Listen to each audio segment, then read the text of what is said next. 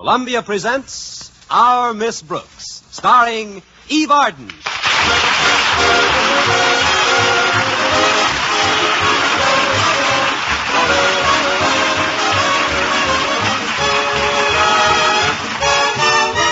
Our Miss Brooks is a school teacher.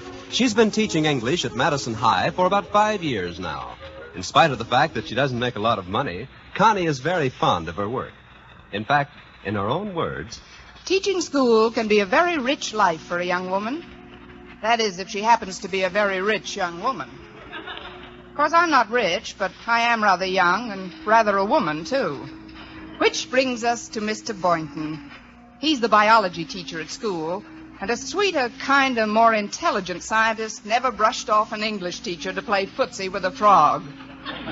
But he'll come around. Even a studious biology teacher must sooner or later get a little biological. Meanwhile, I can dream, can't I?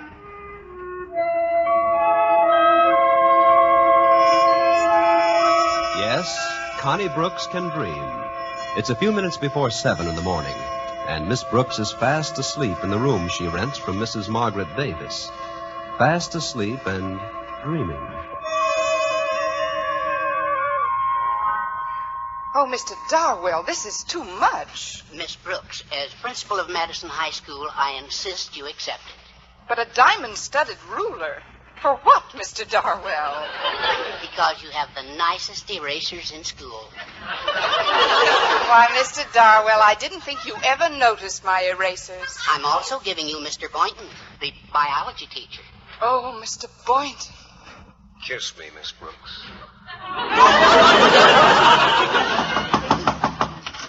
Miss Brooks? Miss Brooks, you'll be late. Kiss me again, Mr. Boynton. Miss Brooks, you have to go to school, dear. For this, I don't have to go to school. This comes naturally. Oh, it's you, Miss Davis. Mm-hmm. Oh, what time is it? Well, it's only 7:15, dear. But I know today's a big day for you, what with Mr. Darwell, the principal, leaving Madison High. Oh, yes, today's the day Mr. Conklin takes over. Maybe he'll give me a chance to head the English department. Osgood Conklin? Why, I've known him for years. We went to school together. All the other children used to call him Stoneface because he never laughed. Oh, fine. Well, I shouldn't say never. No, I did give him a laugh one time when we were out ice skating. He was practically in hysterics. What happened? I broke my leg. Now, do hurry and get dressed, dear. I've got a lovely surprise for your breakfast.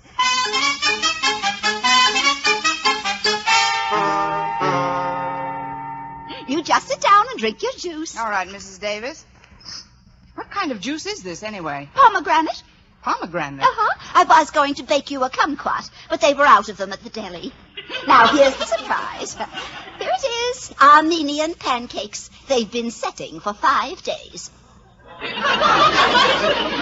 What else could they do? I mean in goat's milk. It takes 5 days for it to get good and sour. Sour goat's milk? Mm-hmm. Here, try a bite off this fork. Don't pay any attention to the smell, dear. Oh, but Mrs. Davis, Please, Mrs. Davis.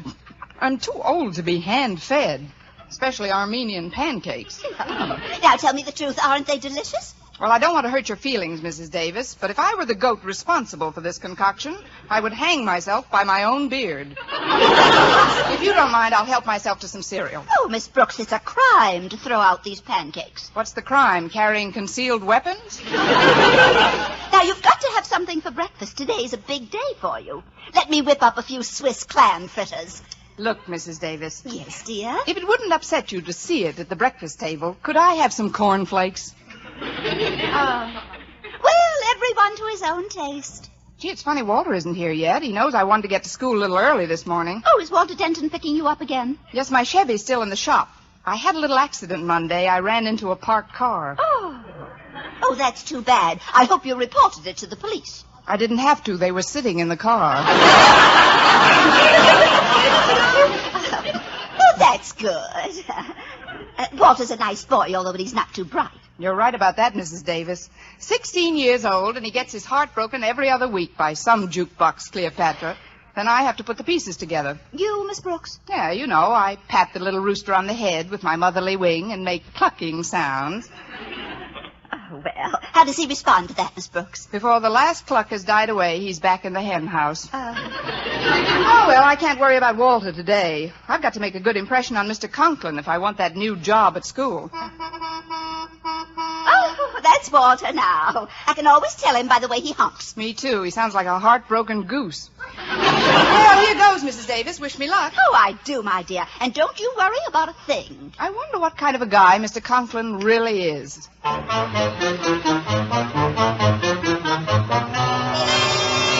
I tell you, I'm not going to stand for any nonsense at this new school, Martha. I've heard about their lack of discipline, and I won't have it, you hear? No one is going to interfere with my making Madison High School a well-run school. No one. If anybody gets in my way, I'll crush them, step on them like so many ants, squash them. That's nice. Pass the marmalade, dear. And help yourself to some more toast. I hate toast. As I was saying, Martha, I'm sure that the faculty at Madison is totally inept. Oh, I don't know, Osgood. I'm sure you'll find a few ept ones. Ept! Drink a little water, dear. It'll go away. Oh, no understanding, no cooperation. Nobody knows what a difficult job I'm faced with. It's awful, awful, awful. Please, Osgood, can't you talk without barking? Honestly, sometimes I think Prince is the only one who can really understand you. Prince! Don't mention that lazy mutt to me. Look at him over there, dead to the world. Well, it's getting late. Now, where's my hat? Confound it, where's my hat? Please, dear, don't bark. I'm not barking, Martha. Once and for all, I don't bark. See? He does understand you. Now be sure to drive carefully on your way to school. Don't tell me how to drive. I'm not, dear. It's just that after all the work you put in polishing it on Sunday, I'd hate to see stop worrying. I did the work, didn't I? Look at her out there. Nothing takes a wax polish like a black touring car. Well, Osgood, you'd better get started. You mustn't set a bad example for your new teachers. I'll show them a thing or two. I'll show them. I'll make them step. Oh, shut up, Prince, shut up. Goodbye, Martha.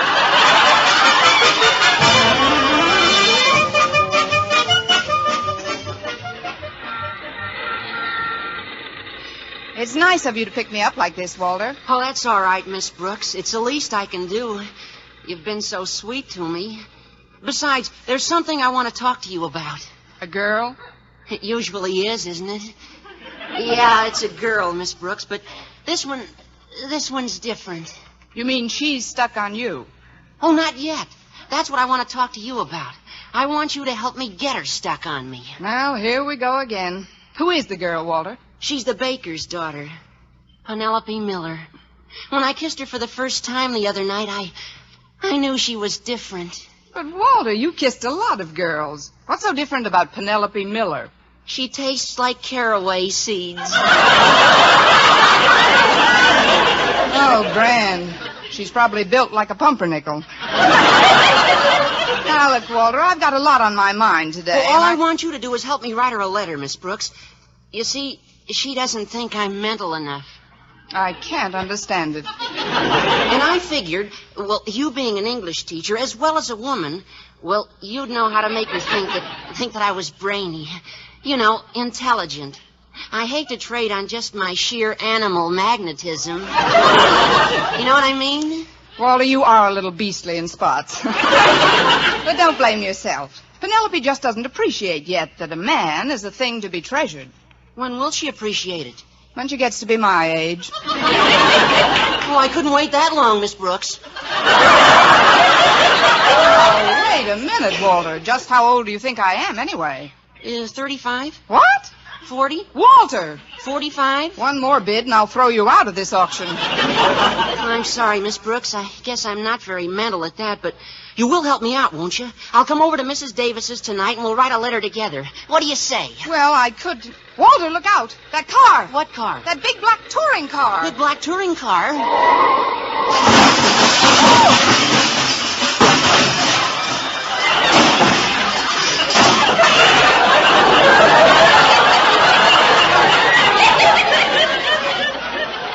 Well, it's not quite as big as it was. You young idiot! Why don't you watch where you're going? Oh, my fenders. My shining fenders lying in the gutter. Walter, put the man's fenders back on. Oh, gee, mister, I didn't mean to... You didn't mean... Why didn't you look where you were going? Well, gosh, it takes two to make an accident. A brilliant observation. But it just happens that I was only going 15 miles an hour. You should have been going 30. We'd have missed you by a block. Now, see here, you red-haired joyrider. It was probably your fault. My fault? Yes. Why don't you learn how to drive that hopped-up hearse of yours? Hopped-up hearse? How dare you? Walter, I've got to run along. I'll leave you to straighten out Barking Boy. Barking boy? That's the second time today I've been accused of barking. Young woman, I'll have you know I do not bark.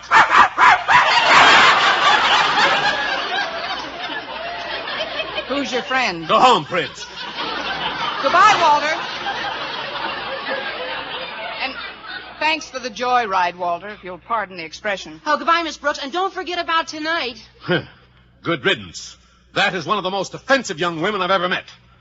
Now then, young man, let me see your driver's license.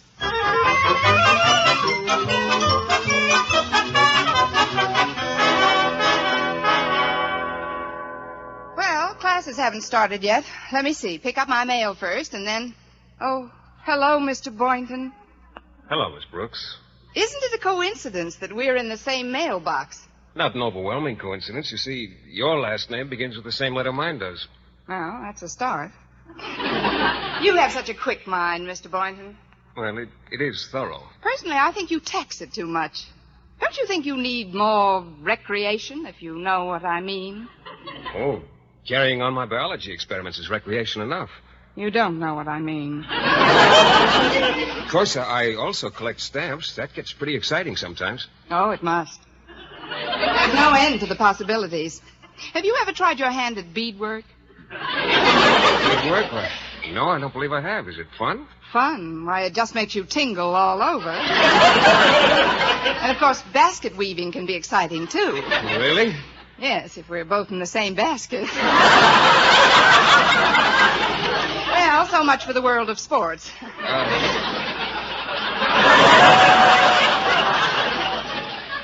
Miss Brooks, if you don't mind my changing the subject, are you going to be busy tonight? Busy? Me? Why, Mr. Boynton, I couldn't be unbusier. Well, I'd like to come over after dinner. That is, if we could be alone. Alone? We'll be absolutely isolated. I hope you don't think I'm too forward, Mr. Boynton, but I've anticipated this moment for quite a while. Remember the day about 5 years ago when I first came to Madison High, rounded a turn in the corridor, and bumped smack into you? Oh, yes. I was teaching chemistry then. You put quite a dent in my Bunsen burner.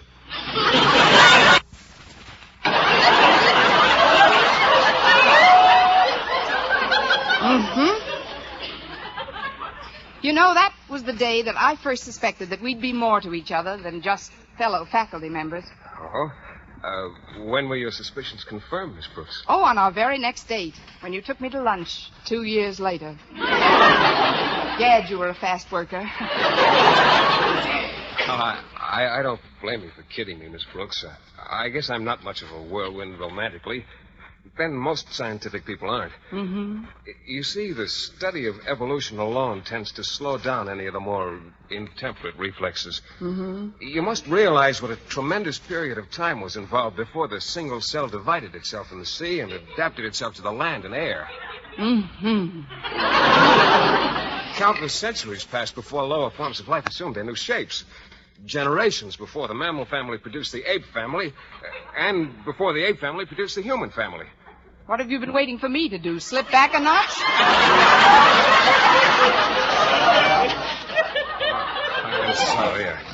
I didn't mean to lecture, Miss Brooks. You do look very lovely this morning. Well, thank you, Mr. Boynton. Luckily, I come from one of the prettier ape families. Now, about what time do you think you'll be able to come over tonight? Oh, Mr. Boynton, Miss Brooks. Sorry to interrupt, but as you know, today is my last day as your principal, and my successor, Mr. Conklin, is due any minute. Oh, we'll be sorry to see you go, sir. Yes, you've been a wonderful principal, Mr. Darwell. I don't know why the Board of Education had you transferred. Ours not to reason why. Ours but to teach and die. If you'll pardon a mixed poetical reference. And if I may say so, it's been wonderful working with you here at Madison High, and I'm genuinely sorry to leave. However, we're teachers, and teachers can't afford sentiment. We can't afford anything. Now, I suggest that you go to your classrooms and get things in order. I'll be taking Mr. Conklin on a tour of inspection as soon as he arrives. Incidentally, Miss Brooks, your class will be one of the first ones visited. Also, it might interest you to know that I intend to recommend you as the head of the English department. Oh, thank you, Mr. Darwell. Believe me, I'm all set for Mr. Conklin. Good. You know, Miss Brooks, nothing is more important than a first impression.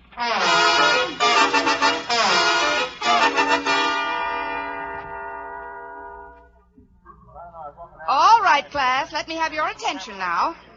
As many of you know, our new principal, Mr. Osgood Conklin, takes over his duties today.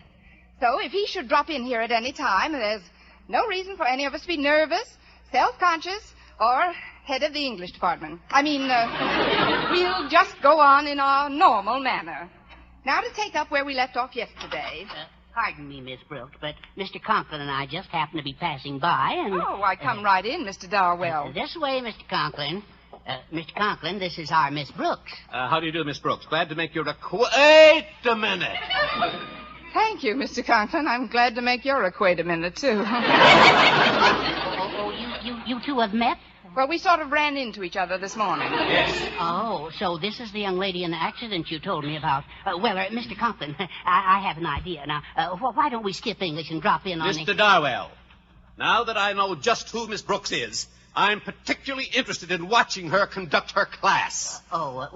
Suppose you go right on, Miss Brooks. We'll sit here at the back of the room and probably learn something. All right, Mr. Darwell.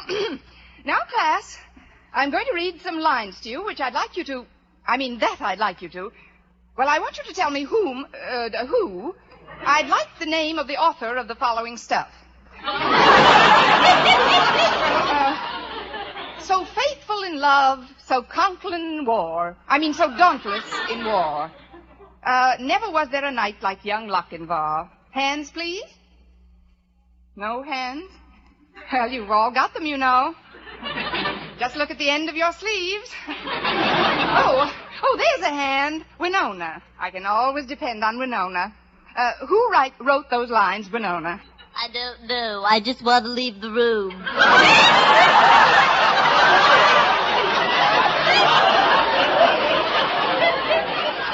Never mind the blindfold, Captain. Just give me a cigarette.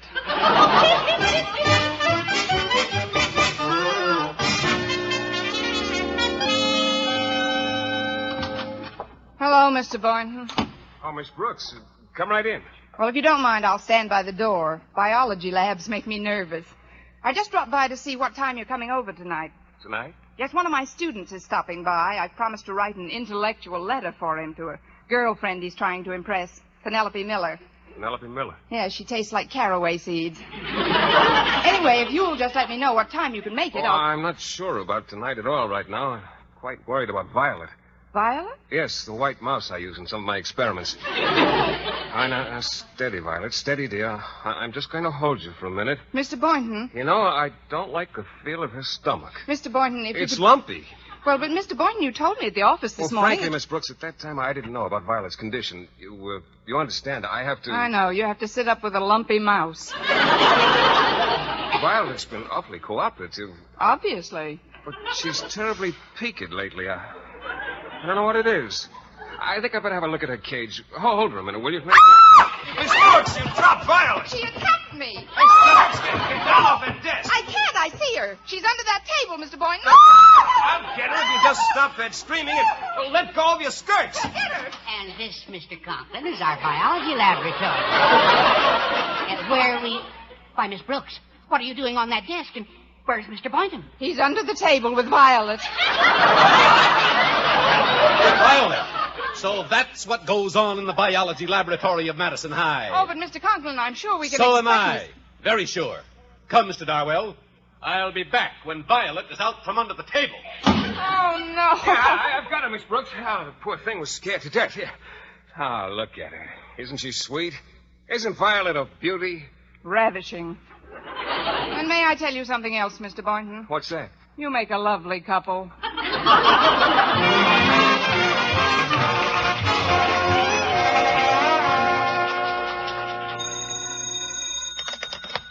Hello? Yes, this is the principal's office. Osgood Conklin speaking.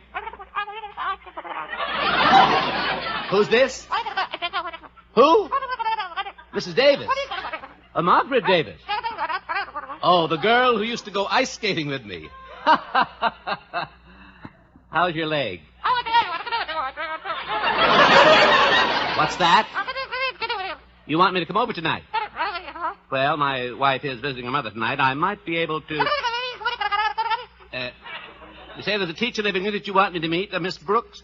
Miss Brooks! Now, look here, Margaret. I don't think I can... Yes, I know we're old friends, but I don't... But I can't... But I... All right, Margaret. I'll be there for dinner. All right, 7 o'clock. Goodbye. Margaret Davis. Her leg must have been in a cast for 6 weeks. I demand to see the new principal of this school immediately. I am he. I am Matilda Denton, and I have reason to suspect that my boy, a pupil at this iniquitous institution, has fallen into the clutches of one of your female teachers. What? But, madam, what makes you... Not over a half hour ago, on the phone, I heard my boy postponing a date with a girl his own age, a lovely little girl, Penelope Miller. Penelope Miller. Yes, she tastes like caraway seeds. And when I asked Walter his reason for the postponement, he said he had a date tonight with a red-headed teacher at her home. But how do you know she... Here, read this. It fell out of my son's notebook when he came home from school. Just read it. Very well. At last I've got what I want. Red hair and what a tough, sturdy body. Good heavens. Well, Mr. Conklin, have you any idea who this nefarious woman might be? Yes, I have, Mrs. Denton. And I hasten to assure you that I'll take steps to get to the bottom of this as quickly as possible. Just how quickly is that, Mr. Conklin? No later than tonight. This teacher doesn't know it, but we are having dinner together.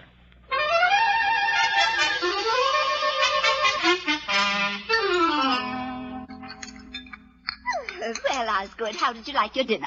Very interesting, Mrs. Davis. I've never tasted a seal burger before. It's the goat's milk that does it. Uh-huh. Well, I'll take these dishes into the kitchen and see about the coffee. Oh, I make Bulgarian coffee, you know. It's strained through a grapefruit rind. Naturally. Now then, Miss Brooks, I realize that the events of the day were as unpleasant for you as they were for me. Yes, they were, Mr. Conklin, but that's all in the past. I'd like to think so, Miss Brooks. But unfortunately, a matter of the gravest concern has come up. Really? Really. What would you think of a teacher who would allow a student to become infatuated with her and then lead him on? Why, I think she was pretty terrible, Mr. Conklin. Who's the teacher? We haven't any positive proof, but the boy's name is Walter Denton. Well, I think they both ought to be arrested. Walter Denton? Yes, Miss Brooks, Walter Denton. His mother came to see me today and told me all about it. She has no idea who the teacher is, but... Well, you can't deny that you were in the car with young Denton this morning. Oh, but Mr. Conklin, he was just giving me a lift until my car's fixed. I never see the boy at any other time. Are you sure about that, Miss Brooks? I'm positive. Must be my laundry. Your laundry at 8 p.m.? Well, I deal with the owl laundry. They only come out at night. Will you excuse me, Mr. Conklin? I'll be back in a minute. Hi, Miss Brooks. I keep you waiting? Yes, but not long enough. Look, Walter, come back some other time. Come on. No, Walter, no. Let's get into the living room. I'm anxious to get that letter started. Not so loud, Walter. What's the matter, Miss Brooks? You look like you've seen a ghost. I just had dinner with one. Mr. Conklin is still in the dining room. Oh, the new principal? Yes, and he's convinced that you jilted your girlfriend because you're infatuated with me. Gee, is that good? Good. Listen, Walter, if he finds you here tonight, we'll both be out. Osgood, we'll have our coffee in the living room. Bye, Margaret. Oh, quick, Walter, get behind those curtains by the window. Oh, all right. Say, they're very pretty. Get in back of them. Who was it that rang, dear? Oh, it was just a wrong number, Mrs. Davis. On the doorbell? I mean the wrong house number. Why, Miss Brooks, you seem very nervous this evening, dear. You've pulled all the thread out of that tassel. Oh, they don't make them like they did before the war, do they? I remember some tassels you could pull on all day. Oh, come and get some coffee, dear. It'll calm you down. You know, the Bulgarians drink it flat on their backs. I'll be flat on my back any minute, and I wish I was in Bulgaria. Why, Miss Brooks, you're trembling like a leaf, and you're all flushed. Well, it's rather warm in here, don't you think? Yes. Oh, if it isn't too much trouble, Osgood, would you mind pulling back those curtains and opening the window? Oh, no, not the No curtains. trouble at all. I'll be only too happy to open the window. And I'll be only too happy to jump out of it. There we are. Well, where is he? What's become of him? What's become of whom? Bobby Breen. He used to send me. Come on over to the couch, dear. You're still overwrought. There, now you lie right down here and I'll get you a pillow. You know I keep pillows in the window seat just for emergencies like this. I always say you never know when you need them. Hello, Walter. Here you are, Miss Brooks. Just make yourself... Margaret, what is the matter? Walter Denton, you come out of my window seat. Ha! Just as I thought. Miss Brooks, where are you going? I thought I'd run down to the Belgian Congo for the weekend. Sit down, Miss Brooks. Young man, what were you doing in that window? If you'll only give me a chance, Mr. Conklin, I can explain. Go ahead. What were you doing in there? Hiding. Oh, no. Walter, tell them just why you came here tonight. I came here to see Miss Brooks. I thought we'd be alone. Oh, ho! Oh, Walter. Well, she was only going to help me write a letter to my girlfriend. Oh, why, that was very sweet of Miss Brooks. Don't you think so, Osgood? Extremely so, extremely. Now, let's hear you explain this, Miss Brooks. Here, read this page from Walter's diary. Mine? What is this? At last I've got what I want. Red hair, and what a tough, sturdy body. Walter! I wish everybody would stop saying Walter. This isn't even my writing. Here, look at the other side. That's my biology notes from yesterday. I asked Mr. Boynton to loan me a piece of paper. Mr. Boynton wrote that? Oh, my. Miss Brooks, don't you get it? Get what? Red hair. It's you he's writing about. Me? Uh-huh. Just what he wanted? Tough and sturdy. Well,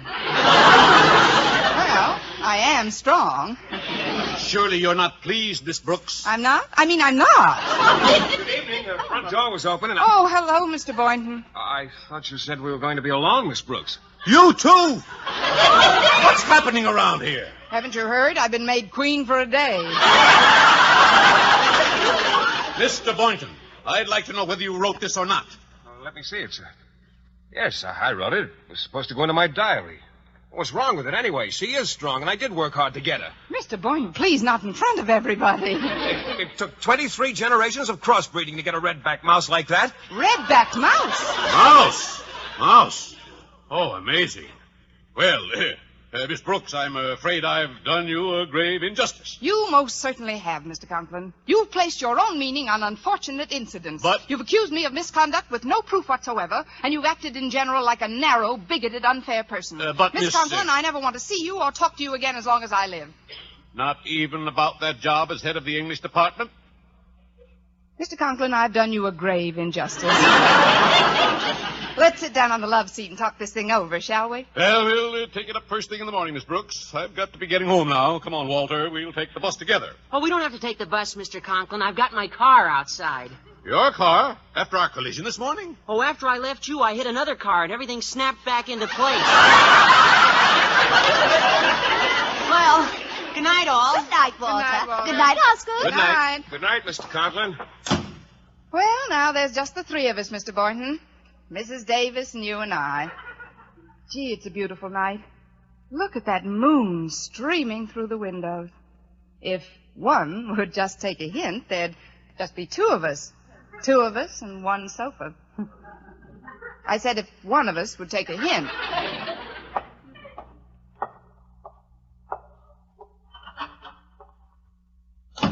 Well, here we are, just the two of us. That's right, Miss Brooks. How about a little gin rummy? Cut for deal.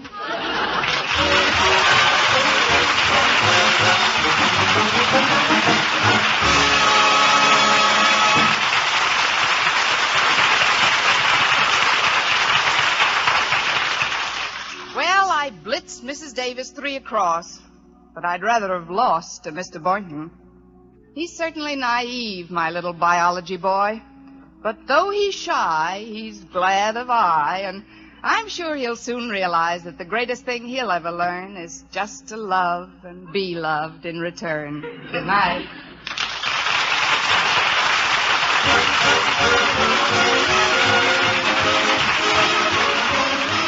Next week at the same time, Columbia will again present Our Miss Brooks, starring Eve Arden. This is CBS, the Columbia Broadcasting System.